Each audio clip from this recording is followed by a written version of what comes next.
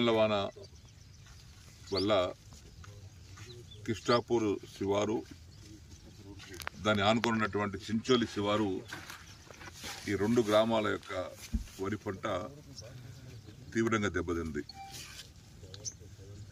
అరకిలో కిలో సైజులో రాళ్లు పడ్డాయి. ఒక ఎత్తు కూడా మిగలలే, ఈకలు మిగిలినాయి అంతే.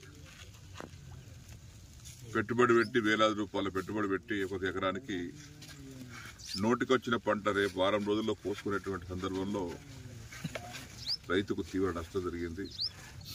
వెంటనే సర్వే చేయించి పోయిన నష్టం మనం ఇవ్వలేం కానీ కొంత వారికి ఊరడగలిగే విధంగా ప్రభుత్వం పంట నష్టపరిహారాన్ని ఇవ్వాలని కలెక్టర్ గారి ద్వారా ప్రతిపాదనలు ప్రభుత్వాన్ని పంపమని అడిగాం.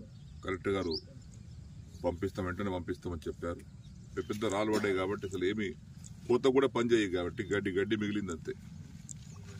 కాబట్టి గవర్నమెంట్ వెంటనే హెక్టార్ 50,000 రూపాయల చొప్పున నష్టపరిహారం ఇవ్వాలని